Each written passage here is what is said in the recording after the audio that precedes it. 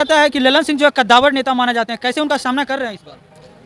नाम के कद्दावर नेता हैं, नाम के सिर्फ कद्दावर नेता हैं हाँ। और काम का कद्दावर नेता नहीं। बिल्कुल बदलाव होगा। और 10 साल इन्होंने सांसद रहे राजीव रंजन सिंह ललन सिंह, जनता को कोई काम नहीं, कुछ उनके इन्हें गिने चुने जो व्यक्ति थे वही उनसे लाभ लिए, बाकी कहीं कुछ नहीं किए। इसलिए बिल्कुल जनता सब नाराज होकर के और नई उम्मीदवार को चयन। मुंगेर कोई अलग चीज़ नहीं है, जनता आगे है, नेता पीछे है। इसलिए हमारे तेजस्वी यादव के नेतृत्व में एक तूफान है और मुंगेर संसदीय क्षेत्र से कुमारी अनीता भारी बहुमत से विजय बनाएंगे। जनता आगे आगे है।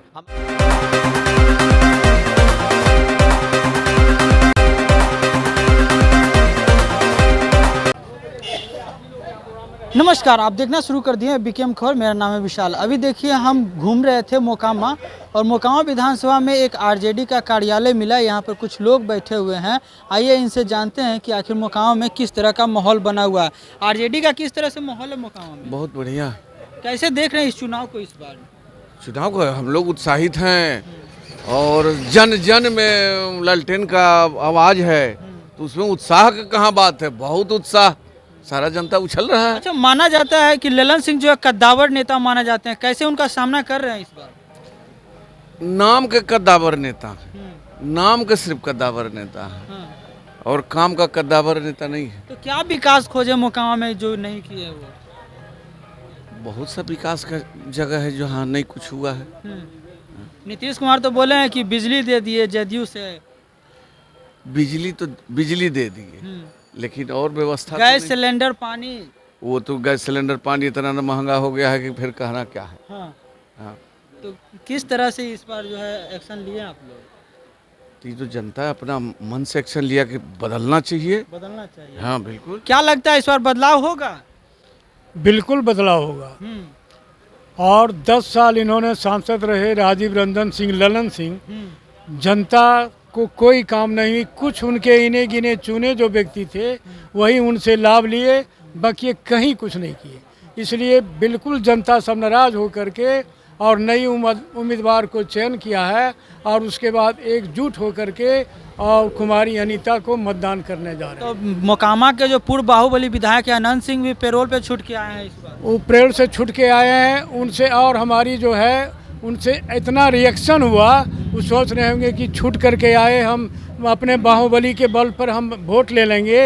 ये कदापि संभव नहीं है और सारी जनता एकजुट हो गई है और इनके पक्ष में, कुमारी अनीता जी के पक्ष में, और उनका कहीं कुछ नहीं है, न चलने वाला है, कुछ नहीं। अच्छा, ये तो कुमारी अनीता जी को किस मुद्दे पर लेकर आप वोट दे रहे हैं? इस मुद्दे पर दे रहे हैं कि कुमारी अनीता जो है और अभी जो है ये हमारे बीच नई उम्मीदवार बन के आई है और उम्मीदवार में एक ऐसी उम्मीदवार है कि इन्होंने अपने नौकरी को त्याग कर करके और जनता की सेवा के लिए इन्होंने समर्पित है और इसलिए चुनाव लड़ने की अपना मन बना लिया है। और भी कुछ लोग हैं इधर, बात करते हैं। क्या देखते हैं, कैसे देखते हैं इस चुनाव को? क्या इस चुनाव को कैसे देख रहे हैं, लोकसभा चुनाव को? अच्छी तरह से देख रहे हैं। हाँ, और क्या लगता है कुमारी अनीता जी बाजी मारेंगी? एकदम बाजी मारेगी। कद्दावर नेता माने जाते हैं ललन सिंह, उससे क्या होगा? हैं? लेकिन अनीता कुमारी कैसे इस बार क्या होगा? आरजेडी का पूरा पट्टा लिए हुए हैं। पहले मेरी बात सुनिए जी। आपने कद्दावर की बात आपने परिभाषित किया है। हाँ जी हाँ। ये गांधी के देश है। अच्छा। जो आधी धोती पहन के डंडा लेके फिरंगियों को 7 समुद्र खदेड़ दिया है। ये गांधी के देश है। ठीक। इसमें केवल मुंगेर संसदीय क्षेत्र का मामला नहीं है। अच्छा। पूरे देश का मामला है। जी। नरेंद्र मोदी जो माननीय प्रधानमंत्री जी हैं, 2014 में उन्होंने क्या कहा था? 2G स्पेक्ट्रम की बात आई कि राहुल गांधी घोटाला किया, ये किया, बहुत बड़ा 8 नंबर किया। पूरा भाइयों और मित्रों जो उनकी कहानी है बात करके देश को, जनता को दिग्भ्रमित कर दिया।